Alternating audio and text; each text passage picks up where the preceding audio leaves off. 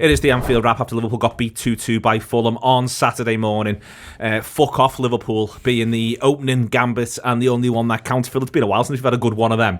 It felt like the solidest one of them I've had for a while. And honest to goodness, for fuck's sake, Liverpool. You don't get many of them these days. I think the last one was probably Boxing Day, wasn't it, at Leicester, when we were bad, we missed a penalty, we just poor. To be honest, we probably looked more in control of the game that day, and we got beat. Certainly a better first half. Yeah, absolutely. I mean, if you remember, we should go in ahead. Yeah, exactly. And then after half time, Mane misses a 1-on-1. There was none of that on Saturday. There was very little positive to take from that first half, other than the fact that we'd had a goal disallowed. That was about it, wasn't it? We were really slow to get going. There was no rhythm to the play.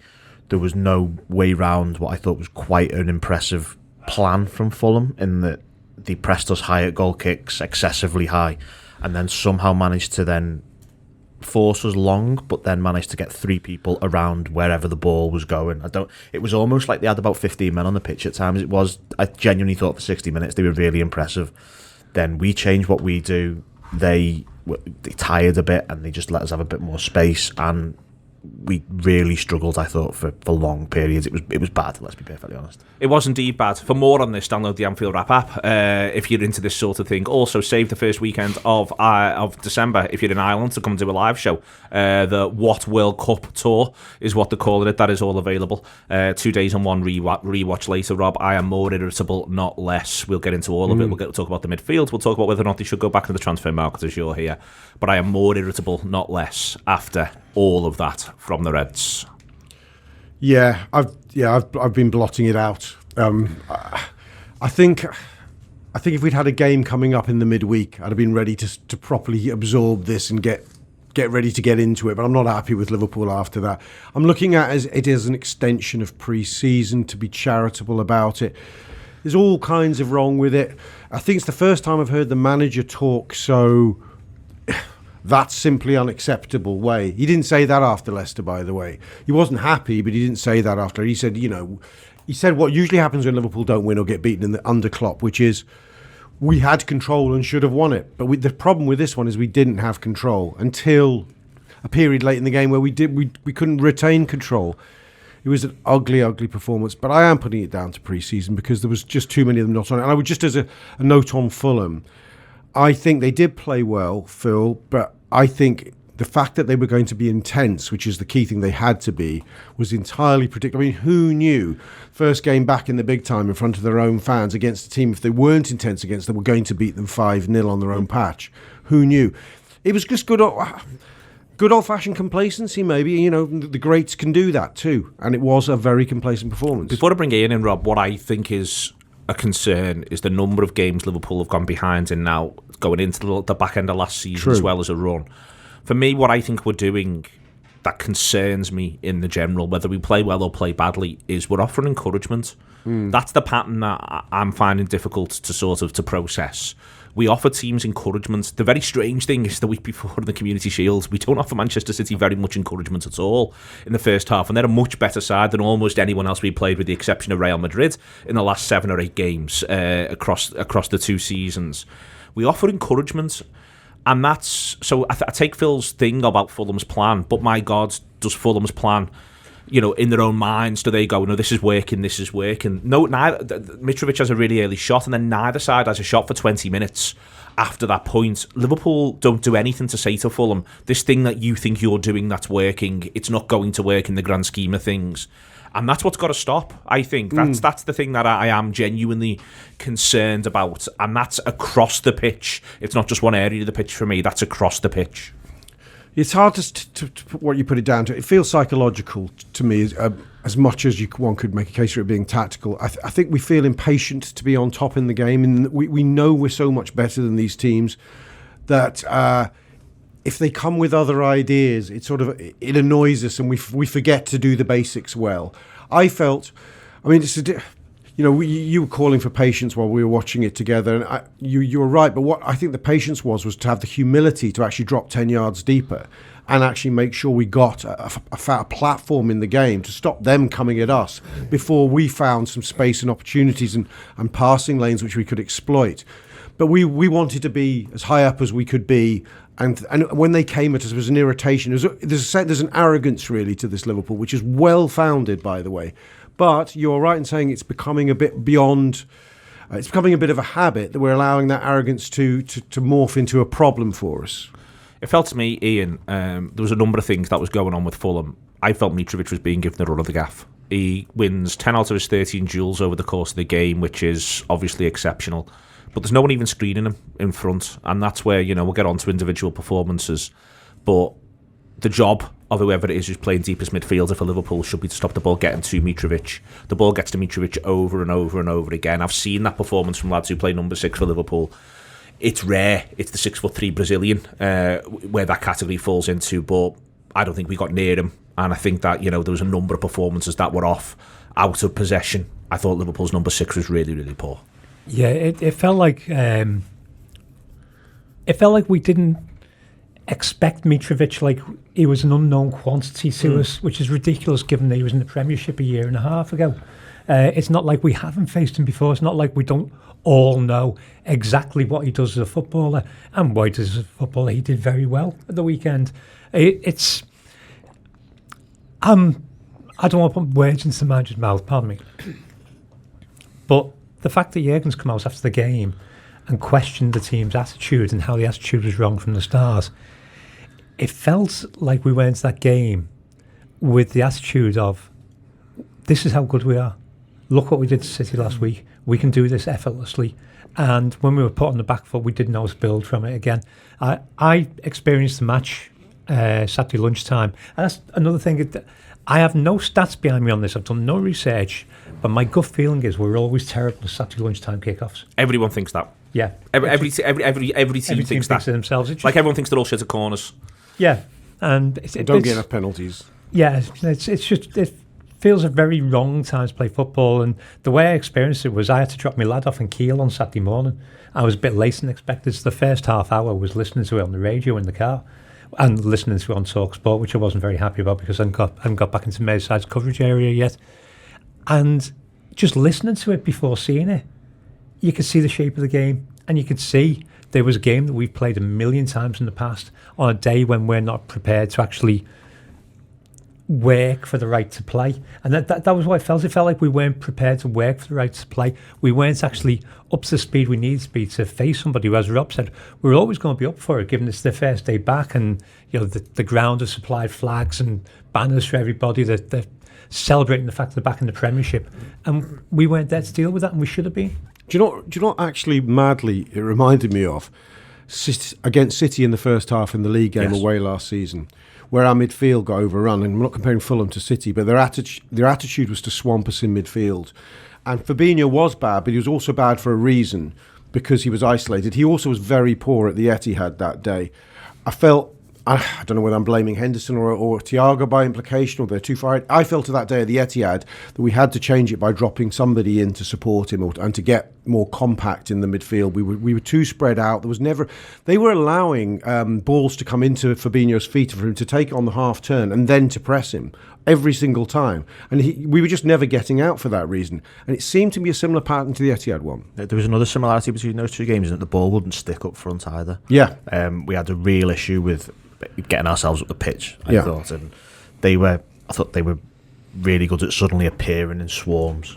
And I feel like I'm possibly thinking Fulham a bit better than you were, but I just thought they made it really difficult for us, which, when you combine with the fact that we were all so terrible, is like a cocktail of shit that we didn't really ever get round until Thiago got injured. Really, I'm starting to wonder if this midfield should be playing as a 3 in more games than about 6 a season, because I think there's Agreed. a lot of... I just don't think that you can really go away to Fulham and have the offensive midfielder being Henderson. I like Jordan Henderson. He's very good, but when you're away at Fulham, if he is your, by position status, your 4th most likely goal scorer, your 4th most likely... I was going to say creative asset, but that's not really fair with the fullbacks, is it? It's not... I just don't think it's the right way to approach it, and I think if Elliott starts instead of one of the 3 of them, it probably looks a bit different. If Naby Keita's fit and starts, it looks a bit different. If Curtis Jones is fit and starts, it looks a bit different, and possibly even Chamberlain too. Just that they're a bit more get and drive and be a bit more front foot, and maybe that would have then helped the other 2 behind them to have a bit more time and space on the ball. Now, it's it's a slight hindsight thing because at kickoff I would have. That's exactly. Listen, if Jurgen Klopp had rang me and said which team are you picking, I would have picked the exact set of 11 players that he picked. So it's not a case of the manager got the team wrong, the manager got the team wrong. It's just what I've seen there. And when I think back to other games where I've seen it before, previously, I think it might be something that needs looking at.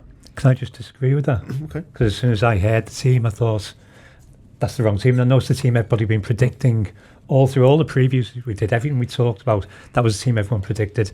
And with Jurgen coming out and saying Darwin needs to assimilate into the team, then it was obvious Bobby was going to start. I thought the idea of starting Darwin on the first day of the season would have been absolutely perfect. Against Fulham, it would have been great because they didn't know what to do with him.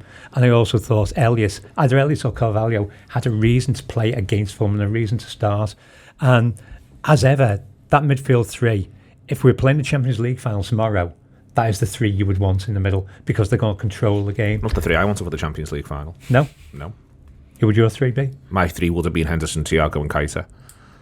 I think for me, one of the things on this is that I think that if I think that Fabinho's form's has gone under the radar this calendar year, and I think he's been tired a lot of the time. He has had a lot of onus on him, but I think he's a little bit more inconsistent than people act as though he is. Yeah. But there's something else in that as well, which is that I think he's relatively safe in possession, and that's his job. Don't get me wrong, that's the role that he plays, and I think there's times where you want to throw the dice a little bit more and go from there. In the Champions League final, it was also the fact that he was coming back from the injury as well, which was a facet of that, and also the fact that you've got 5 subs and you can therefore change it in a different way. To go to this one of the things that I think I agree with Phil on the bottom 12 in that I think it's 2 against the bottom 12 home and away. For me, it's 2 of Thiago, and I spent the summer saying this. I've said this before. For me, it's 2 of Thiago, Henderson, and Fabinho plus 1. And it can be any of the others, really, to be quite honest with you. I can see the arguments for each of them or any of them at any given time. But I think this is also, I think that the manager will get closer to that when we get closer to the idea of 2 games a week. Because I think part of it, I think, for instance, if we'd have had a midweek game, then I think he does pick 2 of them. He's got one of the others off the bench. And for me, in that I love watching Thiago play football, but I'm not even that bothered which 2 of the 3 it is for a lot of these games because I think they're brilliant footballers and they'll sort it out between they've got this sorted out. I think the only proviso there is you can't go Fabinho, Henderson and Elliott because automatically every time we do that we move Henderson out to the left and he doesn't work there at all. The balance goes completely. The balance is only restored when Milner comes to play on the left yesterday. I think you could possibly do those 3 if you sort of make it more of a 2 though. Make it a 2 and a 1. You can probably make it like that as opposed to a 1 and a 2, but we function not necessarily any evidence we're going to do that. We function very well with Henderson as a 6. Yeah. And people don't want to admit that. It's the best period of the game. Generally in life we do. I mean, he's good at it. He's very good at it. And also, but because he's a brilliant tempo midfielder, one of probably the best, apart from Steven Gerrard, I would say, in his pomp in injecting tempo into a midfield. Just on that, do you think he's better at making it go quicker, but not necessarily slowing it down in a way that Fabinho could, though? Yes. But I think that so which is obviously when we're 1-0 down at Fulham, that's exactly what we needed. But if it was 2-0 down, I don't think he'd be 1-0, 2-0 up. I don't think he's quite as good at it. Henderson wants to get rid of the ball in a really constructive way. Absolutely, yes. Yeah. And he's endlessly doesn't want anything more than the single touch. And for a team that need to play at tempo and stop and not allow teams to settle so they can then press them, he's just such an ideal footballer for that. I mean, I put out on Twitter a couple of months ago, or the tail end of last season, I said that I think he's our best midfielder, and a number of people agreed. That went well on Twitter, Rob. Yeah, of course. A lot of people disagreed, but I think what I meant is firstly, I mean, he's our most consistent, and secondly, for the way we play, I think he's our best. I don't think he has you just said, Neil, that Fabinho has more drop-off games than people realise. I think that's true. I think it's also very true of Thiago. I think Henderson's more likely to be criticised than any of them, but I actually think he's much, much more consistent. I mean, he was fucking crap for an hour. Yeah, I think a different type of crap. Frankly, I think he was a different type of crap. I think he was a more mobile, at least providing things off the ball kind of, crap. So I think he was. I think all 3 of them were. I think it's like you're ranking dreadful performances amongst the 3 of them. But I think it's worth saying that all 3 of them, I thought, he was no hero in the first half. Absolutely woeful for 55 minutes. One of his issues, I thought, was something you actually said a couple of minutes ago with his the getting the ball out quickly out of his feet. He was far, far, far too happy to just get rid of the ball with the first touch pass, like to try and set an attack up. And I don't think I think he must have done it 6 or 7 times first half before they scored. and it was driving me insane because he never got any of them right. He didn't put them in the right areas. He didn't find the right shirt. If he did find the shirt, he didn't quite make the run. Because one thing he's really, really good at is making a run around the outside and created space for Salah and Trent to exploit. And he didn't really do that either. He was genuinely bad. I think people are very quick to criticise him, but he was poor first. Let's be perfectly honest. He was poor first half. And I didn't really get why people were managing to single out midfielders, because I didn't think the three of them covered themselves in glory in any way, shape or form. I thought they were all genuinely 5 out of 10 at absolute best, so I didn't really understand why people were focusing on a particular The universal was that everyone's touch was off, I thought, in that first opening hour even. Is there anybody who tried anything? And I know you could put it down to Fulham's energy and pressing, but anybody who tried every ball was just half a yard the wrong side of the man they intended it to go to, or they were just half a yard in releasing it. It's very much a pre-season thing that I just would like to see it gone now. Well, the game it reminds me of, in a strange way, is actually Burnley away in 16-17, when everything went badly wrong. It was the first away game of the season. The game before, we'd gone to Arsenal full of adrenaline, the 4-3, Mane scores the goal. The game after, so we were great, we were all buoyed by that. The game after, we go to Burnley, we get beat 2-0, and we absolutely stink the gaff out from front to back. There isn't a decent performance on the pitch. And it really reminded me of that one more than any other, in that sort of, in this instance, we have the excellent game in the Community Shield, where we're all buoyed, we all found the new signing scores a goal. Literally the parallels are there all the way through, and then we go to Burnley and everyone's terrible. And it was a real sort of, it was a real kick in the teeth, to be honest with you, and it reminds me of that one. And I think that the manager was pretty damning after that one, if I remember rightly as well. But from there, they do sort of obviously move through with the season. But I'm very the point about this is that this is that's the manager's first full season. There's about 6 games that are in this category, I think, where it's this bad. And certainly for an hour, and I think that this is one of them, but there's only about sort of 6 games. There's Watford in the February of 2020 when it all falls to pieces over the course of the 90 minutes. There's Red Star Belgrade away in Europe in 2018. Thinking about League and Champions League games. Villarreal first half last season. There's a few in the pandemic season. Well, I'm putting that to one side. That's the centre-back situation. The centre-back situation and no crowd. I'm talking about in front of crowds. No, true. This is, and that's that Burnley one is one that it reminds me of. We've slaughtered the midfielders across the board there. If anyone wants to speak up for any of the pricks, feel free. Speak up for the ones who came on. Thought Milner and Elliott, go on. They're probably the 2 best players outside of Nunes, I think. I thought Elliott's movement, the ability to find little pockets of space, what he did with the ball, his work rate. There was one where he basically went to pass the ball and fell over, which was actually quite funny. At least I was able to actually laugh at that. But I thought he was really good. I thought he was really positive. I think I saw that little ping round the corner for the first goal. Yeah, superb. I think there's something I saw from Paul Senior Twitter yesterday talking about how Milner could be disappointed not to be starting, and I know what he's saying, but I think he's really benefiting from coming on when games are slowing down a little bit, and because I thought Fulham, whilst they were good, they did blow themselves out a little bit, and they were like Anthony Robertson from about 60 onwards at left back looked like he was running in quicksand. Like, it was a bit frustrating to me that we didn't manage to exploit that a bit more, because Salah had him on absolute toast for the last half an hour, and it looked like that was where it was going to come. We think the first goal comes from that side. There was the other chance that Nunes puts, I think it hit the bar, did it? He hits the bar from there. I'm pretty sure there's one goes across the face of goal as well. There was a lot coming down that side, and we were so much better when still weren't brilliant when they came on, but we were much more like it. I think the key moment in the game that actually makes that the result is the penalty. It comes at a moment where it's sort of Fulham have blown themselves out. I mean, we were saying beforehand when I was with you, Neil, we were saying they should blow themselves out. I hope 5 subs doesn't help them get a second group of bums on the pitch who can run around. But they did blow themselves out. At 1-1, I thought, I think people who weren't Liverpool fans, objective watchers, are going, this is going to finish 3-1 here, minimum. It felt like a matter of time. It genuinely This is going to finish here. Liverpool are back in it. Bang. Watch Fulham crumble now. Especially with the way that the first equaliser actually came as well. Yeah. It wasn't like a fluky thing. We carved them open and got the ball into the 6-yard box. I mean, we'd literally just exactly he'd done it twice. Exactly. Yeah. They'd been so warned. I mean, it was ever a goal was coming. That goal was coming, and then it was just a matter of clear heads for 2 minutes. It's a nothing moment when he gets fed into Mitrovic and Van Dijk. I think Liverpool haven't conceded a penalty for God knows Didn't concede one last season, I don't think. So it's almost like I've thought, hang on, is this how penalties get conceded? I mean, this just seems awful. Lots of us people are arguing that the touch is barely there, that Mitrovic makes work of it.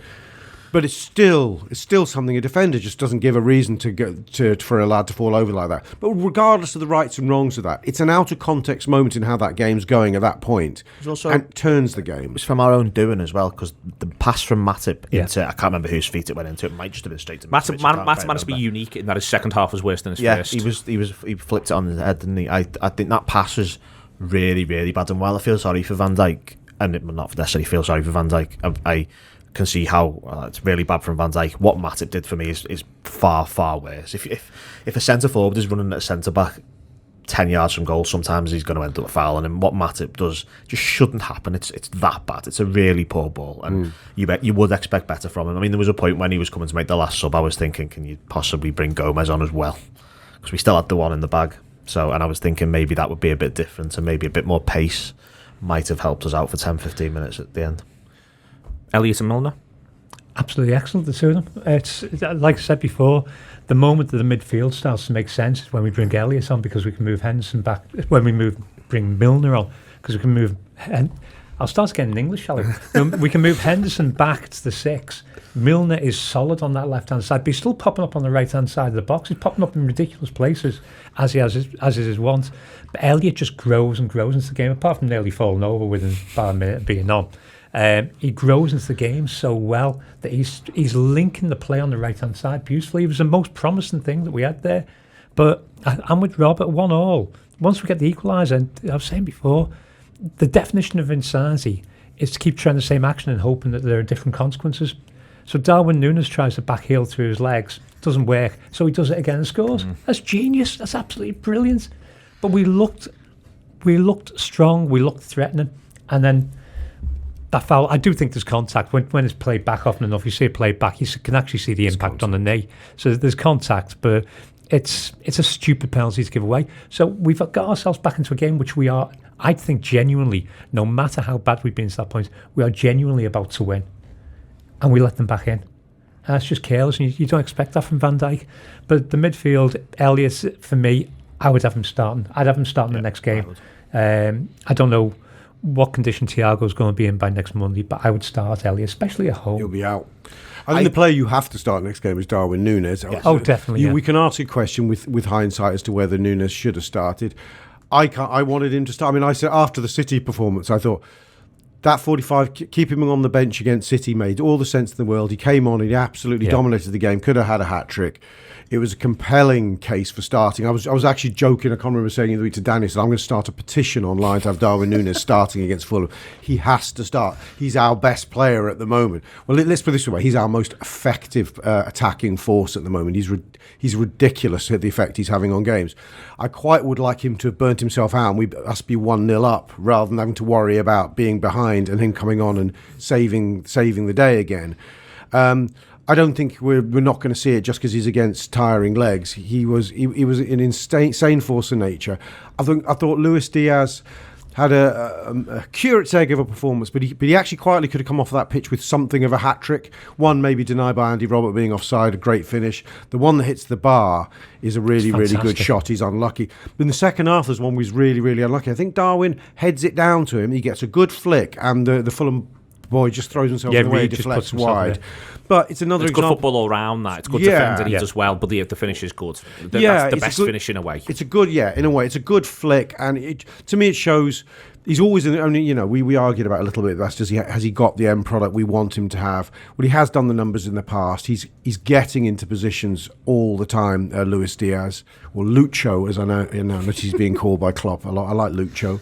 But it is, if it was anybody's day for us, it was Darwin's day again. To finish slagging people off before we discuss the midfield and moving forward and teams for Crystal Palace, I want to talk about the right back and I want to talk about the lad who starts centre forward, Ian. Do Trent first. I think Fabinho was the poorest on the day. I really do. Trent's given him a really strong run for his money. It isn't just a goal. If anything, I'm almost happy to shrug my shoulders at the goal. There's loads of reasons why I'm sort of happy to do that. I think he could do things a little better. Don't get me wrong. It's almost everything else. And again, for the first sort of 70 minutes or so, it was a tough watch. It was a tougher watch back. I think it's difficult for Trent Alexander-Arnold in that I think he is the one who is very much allowed to lose the ball. I think that Jurgen Klopp wants him to play forward, wants him to play aggressive, wants to see him move it, wants to see him go from back to front, wants to use what he's got, wants to use his gifts. That comes with a risk-reward thing. Yeah. And my God, were Liverpool punished, I think, in the first hour or so against Fulham, where it just wasn't happening for them. No, it's you will get these games where it doesn't happen. I think people will use the goal and the fact that he didn't challenge Mitrovic's robustly as perhaps a central defender would to say that he's bad at defending. We'll have that argument again. It's not evidence of that at all. It's just the creativity wasn't there. He wasn't supplying the balls. He wasn't for me making that move into central midfield. He's been making most recently where he's moving more into an 8 position, and that seemed to leave. There seemed to be more gap than there was presence. He didn't impose himself on the game in any real shape or form. And it's an anomaly. It's an outlier for Trent. It's not like him at all. But you can't take away. Sometimes he has bad games. He had a bad game. He does he get the pre-assist on the equaliser, the second equaliser? He puts the ball in that Darwin knocks down for Salah. Yeah, it was about one of the only times I can remember him being in that number 8 position. He was perked up again. He was also perked up after the changes. I felt. I think he's better from the hour mark. He was taking up better positions. I thought that goal being a perfect example of it. There was a lot more of Salah pulling wide and a lot of him creating space for Trent to move into, and that's why the penalty was so frustrating, because everything you were seeing after we'd equalised, and I know there was only 8 minutes between the 2 goals, you were sort of like, well, this is a matter of time. You're watching it thinking, right, we're getting a stranglehold, they're getting tired, we're pressing them back further and further up the pitch, and then stupid to give them the ball, and it was frustrating. The second goal was really deflating and frustrating.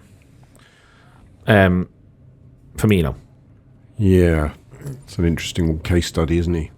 I think there's an issue with. So for me, I wouldn't be averse to seeing Firmino start if we're going to play 4-3-3. Firmino start where he's starting, and Darwin coming off the left. I think because Diaz is a more traditional left-sided forward/midfielder in a way that Sadio Mane, through his time at Liverpool, got closer and closer and closer to playing number 9. So you've got Mane on one side, you've got Salah on the other, you've got Firmino through the middle. I think part of what's making it tougher again for Firmino is that you're almost ending up with both Diaz and Firmino playing as quasi-midfielders, and then Salah's on his own. So Firmino looks up sometimes, he's getting the ball, and he's only got one pass on. If he wants to be progressive, if he wants to move forward with it, and that's Mo Salah. And this is further compounded by who's playing right-hand side of the midfield. Yes. 3, because if you're in a situation there where you've got 3 of your more sort of stable midfielders, and then Firmino's also picking the ball up. My point about all of this is all of a sudden a lot of things that we could do with gelling don't really look like they were gelling. I think if you've got Jota off the left, or if you've got Darwin off the left, I think it's easier to be Firmino in that position with Salah there as well. And then if you've also got, say, Elliott or Jones or even Chamberlain playing off the right, if you're Firmino, you've got more footballers who are going to fill the... Even Milner, in a really weird way, fill the gap that you leave going into there. But there's no one doing that for him. I'm talking a lot here. But at some point, I'm hoping you're going to step in. I think it's a tricky one for Firmino. Firstly, I desperately want him to stay. There was lots of talk of him going this summer, and Juventus being interested. I think he's an amazing player to have to retain in our squad for at least another year. I'd have him for another 3 years in our squad. But there has been a drop-off, and he does throw in some mediocre performances. And whatever the tactical nuances are, or whatever's going on around him, his touch wasn't great. Like that with the midfielders, he wasn't... Even his attempts at 5 and 10 yard balls weren't coming off. In his pomp for Liverpool as a false 9, you could still come away from a game and think Bobby Firmino had 2, 3, maybe sometimes 4 efforts on goal. In the last 2 years, Bobby Firmino plays as a false 9 and very often has no efforts on goal. In fact, games go by where he has no efforts on goal. I may be missing the odd one and being unfair to him.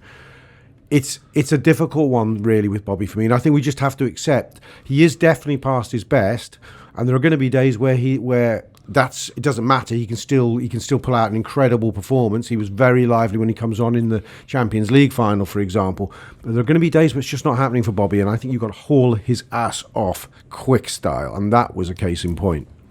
Yeah, I think you know very early when it's not working for him. I think one thing he didn't really have was runners off him, because Diaz was, as Neil said, Diaz was playing a lot further away from him than Sadio Mane has previously. He was a bit more left wing. He was a bit more, right, I'm going to be near Robertson and I'm trying to beat this full back and get a ball in. So the interesting Robertson thing, again, tactically through the game, is the number of times he makes an underlapping run. And that, again, suggests that's where the space is. Robertson's going where the space is. With Mane, it was always, not always, but most of the time, it was an overlap. Outside, yeah. It was an overlapping run. A lot of Robertson's an underlapping run. And Robertson's just bursting into the space. And this is sort of my point, that with times, I always remember Cardiff away, when you actually saw the average positions, going back to 2019, Mane and Salah, it was almost a diamond more than it was anything else. It was Firmino with the tip of a diamond and Mane and Salah playing as slightly wide central strikers rather than where they play at times. I think we're currently stuck in a little bit of a gap where part of the Diaz plan is the plan of someone like Darwin. Yep. Part of what Salah's doing a little bit differently is because of someone like Darwin. If you then throw Firmino in, the spaces are too big. And when we're talking about holding the ball up, the way you hold the ball up is by being able to knock it off to a teammate, and the spaces are just too big, Phil. Yeah, no, I completely agree. I think we're all able to accept that the way this team plays isn't the same as it was 2 years ago, probably even 12 months ago, if we're being perfectly honest. So the idea that all of the players just seamlessly fit in and are able to play their game and offer what they've been doing for that period of time. Some players are adaptable, some players just aren't, and it might well be that Firmino is. I think, for example, when you put Jota there, I think Jota's probably more suited by this than he would have been sort of a year ago, and when he was sort of almost trying to do what Firmino does but wasn't quite succeeding at it. He was still getting in the right position to score on goals, but in terms of build-up play, I remember, I think it was Chelsea at home last season. I think Jota starts through the middle, and he just couldn't really get involved. And then Firmino came on. I'm pretty sure this happened, and it looked a bit different and a bit better. And it might well be that now you switch it round, they're very different. And listen, we are changing the way we're going to play, and I think we're probably in a position now where Roberto Firmino probably is fifth choice of the front three now. Firmino starts that day, Jota comes on, and Firmino goes off injured. Sorry, right. No, it's fine. He came on and after, Jota then yes, I remember. Forces the penalty for the equaliser, etc, etc. He came on after about, feels like 25 minutes or something like that, I remember now. Yeah, and it wasn't quite for him. He feels to me like he's 33, not 30, 31. Yeah. And I mean that in the sense that, in a James Milner sense, and Milner's older still, in that he's elite on his day, but it feels almost unfair. Maybe he's just run too much for us. Possibly is it. It's unfair to expect him to turn in the right level of performance we need every time. That's why it makes a lot more. So I think off the bench, he almost can provide a lot more consistency, because you can go, you've only got to bring that energy for half an hour. Yep. Don't worry about pacing yourself. Just go in and be a disruptor. But from the start of a game, he's got to be the architect of the whole performance, in a sense. And I think that's a lot of pressure when he can't always guarantee what game he's going to bring. I think if Jota's fit, Bobby doesn't start. I think it's simple. As Phil said, he's fifth choice in the front three. I think we saw him come on as a sub into midfield a couple of times last season, saw him drop into midfield. He could be a better option there at the moment. He could be a better option on the left-hand side of midfield for the balance, because he will still play the ball, and he's got a lad right in front of him now, so it's not like he's dropped. He can still basically play a false 9-10 position behind Darwin Núñez, be closer to him, and we could change the midfield round a little bit. The Adam Lallana role, first line of the press, but he's a midfielder. Yeah. I'd love to see him. Do that as a sub for half an hour. You can bring him on as a sub for half an hour, and he can either keep the ball and take the sting out of the game, or he can force against the pack defence. He's got both to him. Yeah. But for 90 minutes, it doesn't look like he can do it at the moment. Okay. Thiago's injured, was poor, but was injured in the process. He doesn't go down the tunnel, you know. I know. He goes straight on the bench, which I can't figure out whether that's really good or really bad, because if you remember, he went down the tunnel on the last day of last season at home to Wolves, and he then plays against Real Madrid 6 days later. So I have no idea what to take into it, but I thought it was interesting that it was a muscle injury, and he just went and sat on the bench. Now, is there a chance that he basically is overcautious with his body, and he thinks that's what in real time. That's what I thought it was. The way the manager speaks post, I agree. Makes it feel a bit different. But in real time, I just thought he's gone. My hamstring is about to go if I'm not careful exactly here. What it looked like. That's what I thought it was. But then the way the manager reacts, Phil, makes me feel a bit different about it. Yeah, absolutely right. I think we are at this stage guessing. I mean, by the time this comes out, it might be that it's diagnosed and we know what the problem is, and etc. etc. But the way he's holding his leg, he's pointing to a very specific part of the hamstring. It's not like the whole thing's gone. As you said, you would expect if the hamstring's gone, you're down the tunnel, you're getting treatment immediately. That was my because I was stood there in the ground and he just walked straight off and sat down, put a jacket on, and I was like, you don't see many people come off with muscle injuries and just go and sit on the bench for 20 minutes. I wonder if this dates back to, I'm going to say, the League Cup final, because he has a succession of those of hamstringy type injuries towards the end of last season. And it might be that Klopp goes, these are coming. I think his attitude you see post matches, these are coming a bit thick and fast now. We can't just go. If he'll tell me in a week's time he's okay to face Palace, I think Klopp's thinking, that's not going to happen here. I've got to be without him for 3 weeks. And I think that's why he's slightly more pessimistic in his approach, even though it's not technically a tear or even a proper pull. I think Klopp's thinking, right, enough's enough now with him and his hamstring. He's out of my squad now for 3 weeks. I don't care what happens, and that's minimum. A bit like he's got with Keita, I think, season before last, which was... The thing about that, though, is that this is back to the fact that the microphone is put right under the manager's nose straight after the game. It may well be that once there's been some analysis done and everyone's had a chat, the manager may well feel differently once he's spoken to sports science experts. I do take your points. But the press conference as well, though. Yeah. He's still... I mean, that's a good 15 minutes later. It's after he's done the broadcast stuff, and I don't think he's gone. I don't think there's much of Jurgen Klopp walking into the dressing room and having a word with someone who has actually analysed Thiago and finds out what state he's in. I just don't think that the time frame just doesn't work. Yeah, I'd be shocked if he was back against Palace. I wouldn't have thought he would play. It's when you see people, he'll be out for months. Everyone's guessing and. It's odd he goes and sits down, and the whole body language around it is not. This is crisis points. The whole body language around it is this is precautionary. Because I remember, he doesn't look broken by it. For example, I remember because where I sit, I can see right down the tunnel, and when he went off in that Wolves game at the end of last season, he takes his shirt off, he pulls his shin pads out, and he throws both of them at the wall. Obviously, you can only see this if you sit in a very specific part of the ground. And I was like, well, he's out for a long time. There's zero chance he's playing next week. So his reaction to it is very different now. So, but he wasn't out for a week and he was angry. So who knows what's going on? But then, is some of the caution around this now predicated by what we now know from? I think it's from Pep's book, isn't it, about the Champions League final? That he's playing with painkilling injections. I mean, he can't feel his toes. Yeah. So you would imagine any caution after that is going to be sensible. So, and also at this stage of the season. So on this, then. The expectation is that Keita will be back for Crystal Palace no matter what. It's been illness with Keita. And we'll go from there. I'm going to ask you for your team against Palace on this Monday, knowing that it is quite literally a week away, and we'll go from there. But all the way through the summer, Rob, Liverpool were strongly linked with Tchouaméni. Doesn't happen. There's been bits and pieces of Bellingham chat when... On the week where I speak to the manager, he speaks to a lot of people, but he's very, very emphatic with me and with other people that as far as he's concerned, he loves his midfielders and he does not want another one, not least because when he references Bellingham, he makes the point that he's not on the market in amongst there as well. Do you think the club should go into the market for another midfielder at this stage? Do you think they will? They're two separate questions. I broadly agree with Klopp's statement when he was asked about this post-match, which is... if we buy a player because we've got these injuries now, that is by definition something of a panic move and almost preordained to fail, right? His view and Liverpool's transfer committee's view of buying is you buy the right guy. And the right time to buy the right guy is when you can get him, not what circumstances dictate.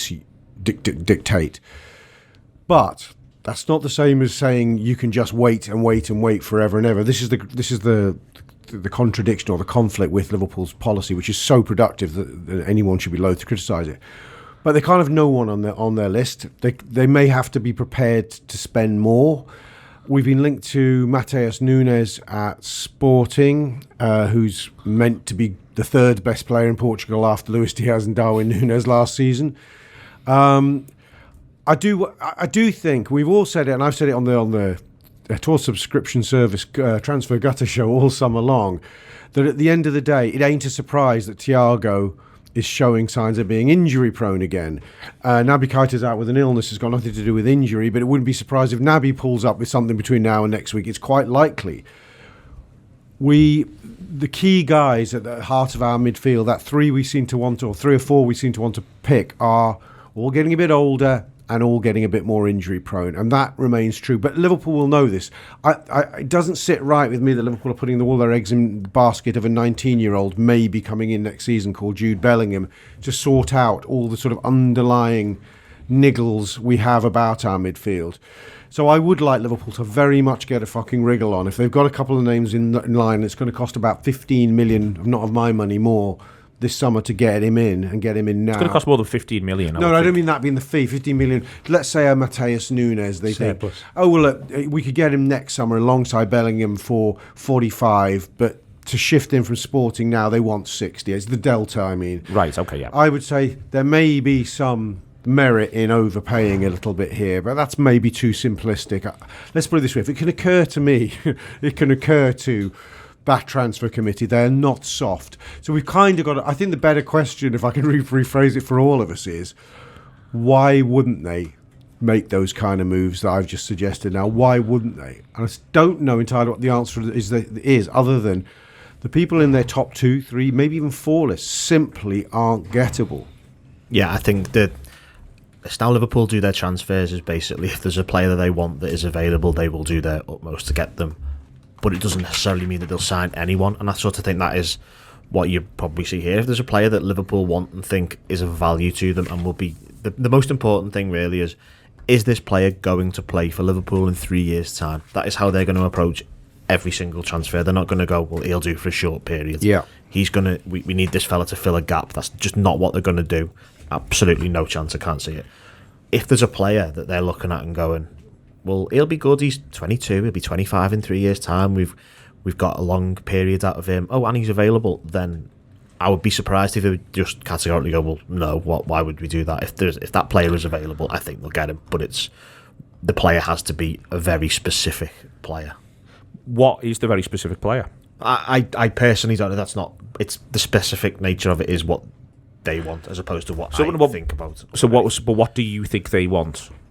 I genuinely have absolutely no idea. I'm just talking from a purely hypothetical point of view. I don't know what they would want or what they think they would want. I mean, the most logical for me would possibly be someone who plays a little bit deep, simply because there's only really 2 players that can play there, whereas there's the other one position or one of the other 2 positions, there's probably 6 people that can play there. So it's probably the more pressing concern is surely the deeper one, but then Fabinho and Henderson can also play there. So who knows? It is a how long's a piece of string thing. They very specifically wanted Tchouameni, and they wanted Tchouameni and Bellingham. It wasn't like an either or on these. They wanted both of these.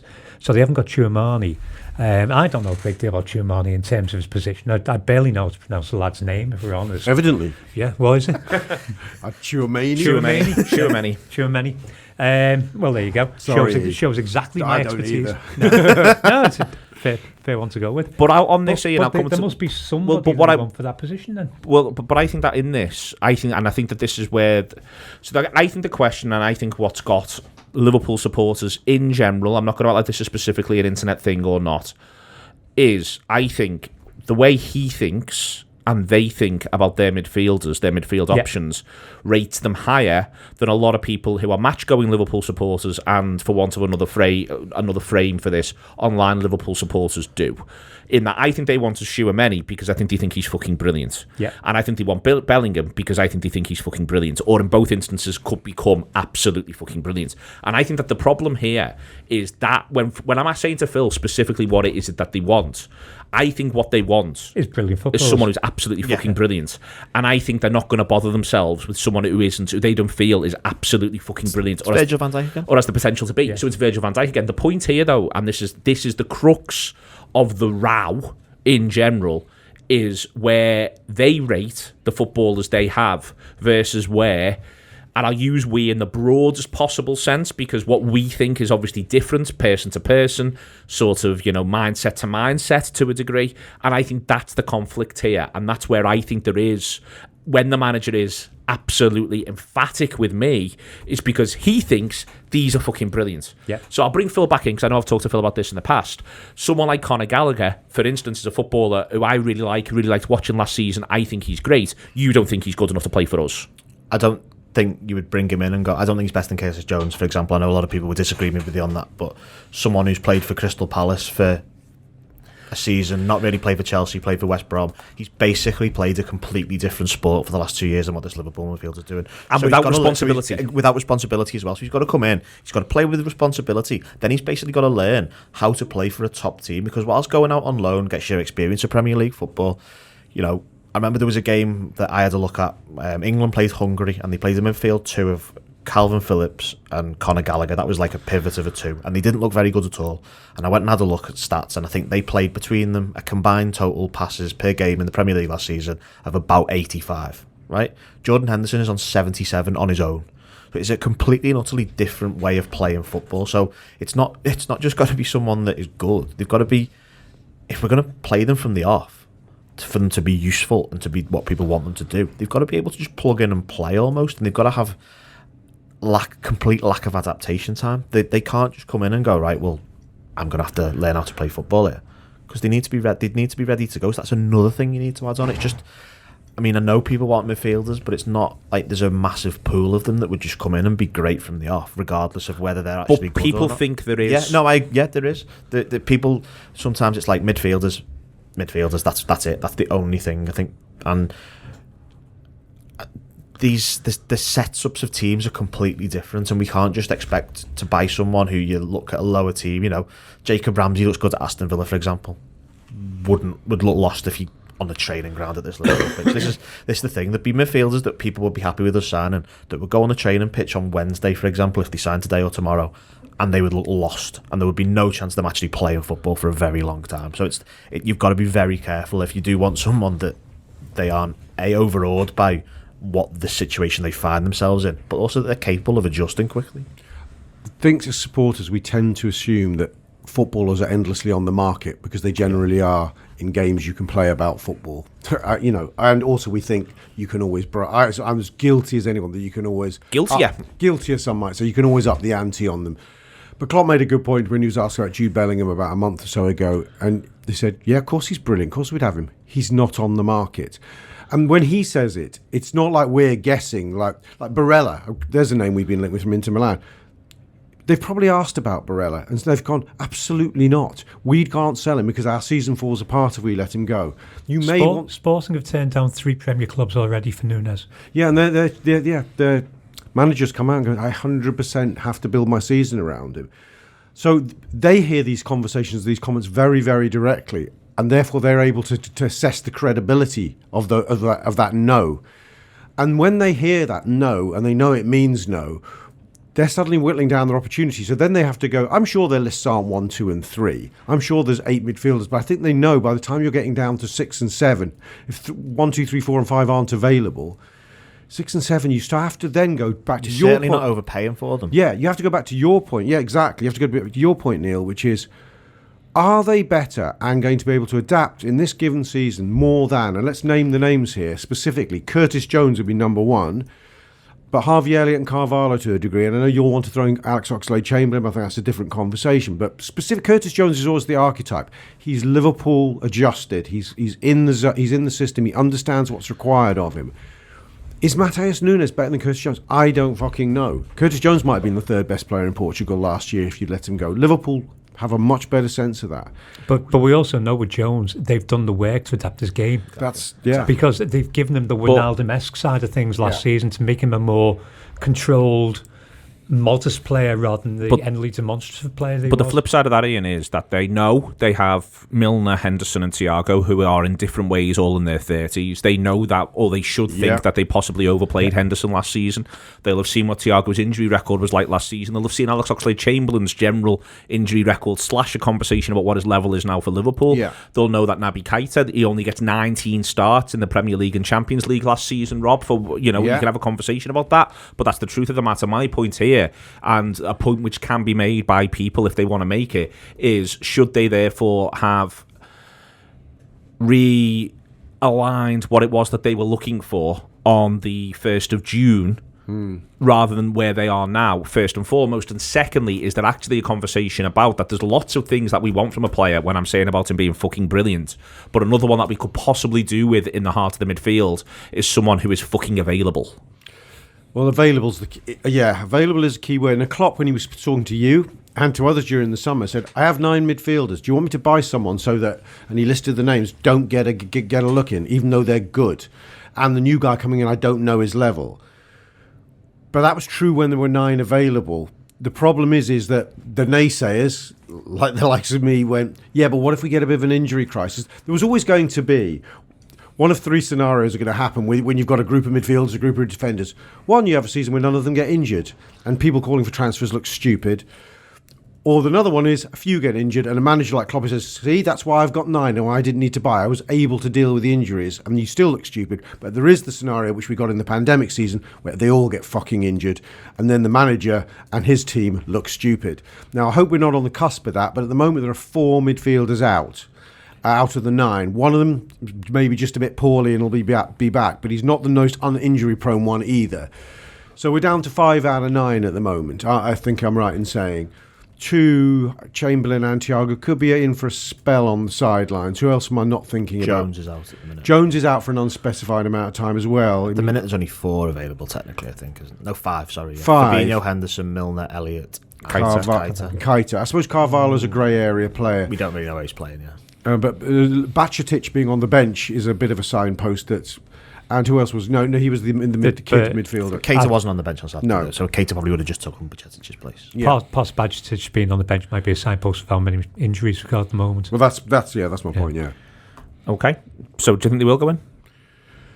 Well, I think you'll have to find out on Tor's subscription's got a transfer service here, which I think's been recorded on Thursday. You're doing one tomorrow. I thought I'm doing on Thursday. Well, maybe you are. I am on Thursday. You definitely are on Thursday. But I'm not sure you might be doing one tomorrow. No, we're only doing one this week. Oh, are we? There we are. Then it is Thursday then. Yeah. On our admin's always good. Excellent. I have checked the calendar this week for reasons. For reasons across the board. Okay. It's a massive week for them, Ian. I reckon they're being made to watch it again as well. Perhaps more than once in some instances. A big reaction's required. There's no game, no midweek game, and as Rob says, really weirdly, you'd sort of quite like one. Really weirdly, I think it would have led to a different team being picked, which might have helped. If you're Jurgen Klopp right now, what are you working on for Crystal Palace at home? What's your what team will be in your mind? Well, first off, I'd have wanted the midweek game as well, because I finished watching the game, started lunchtime, I was like, why can't we just play again Wednesday? Why can't we play again Wednesday to make us feel better about life? And not just that, we have to wait till Monday. Yep. So it's... I want Darwin starting. I want Elliott starting. Obviously, Salah and Diaz choose themselves. The back 4 basically chooses itself again. I wouldn't be looking for any changes there. Possibly Gomez in for Matip. Possibly. And midfield. So I'm down to choosing 2 midfielders, a holder and so on the left. If Keita's fit... And this is when we were saying before, Keita's expected back for Monday, but I wouldn't be shocked if he isn't, because we now expect him not to be available for games. It's just illness. I think we can say Keita's available unless something quite radical happens. In that case, I think the best balance we could get for the midfield on Monday would be Henderson, Holden, Elliott to the right and Keita to the left. I would go with Henderson and Fabinho simply because... I think it's one of those games where Trent is probably going to need a little bit of help against Zaha, and I think Henderson does that job quite well. So I'll probably go Henderson, Fabinho and Keita as the midfield 3, Darwin Núñez up front, Salah. But I would consider Joe Gomez at centre-back as well. I wouldn't pick Henderson and Fabinho whilst Thiago's out at this point. I've got a feeling he won't. I'm not sure which of them I'd pick. I want to see how they looked in training. If Fabinho looked like he's still a bit pre-season-y, he'd be the one I'd leave out, and I'd start with Jordan. I'd like to start one and bring one on, and then it's a matter of my other 2 positions. Naby, assuming he's fit and he's looked fit in training, which is we shouldn't take for granted if he's been out ill, but assuming he does, he's a definite for me. And then you're looking at Harvey Elliott being a definite. So if you ask me to pick it now, I'm going I'm going. In fact, I'm going to change my mind mid-sentence. I'm going to go Fabinho, Keita, and Elliott, and I'm going to look to get Jordan on 60 for Fabinho. And up front, I am picking the main man 100% with Diaz and Salah either side of him. What are you doing in centre half? Well, I'm not suddenly burying Matip, and I know no one is quite here, but it is 8 days between performances, and I think Joel Matip's a wonderful defender, and I think if you've got the luxury of him not having to play 2 games a week, you take that luxury and you pick him. Okay, all very, very, very fair indeed. Roberto? Yes. Shameless promotion time. Shameless promotion time. Neil and the Anfield Wrap have kindly allowed me to do some shameless promotion here.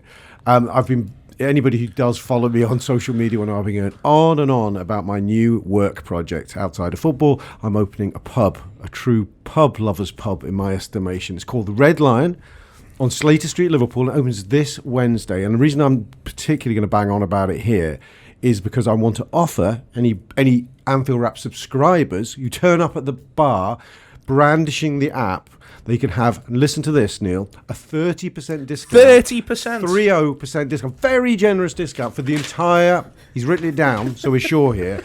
I'll sign it. Yeah, sign it. Yeah, get it.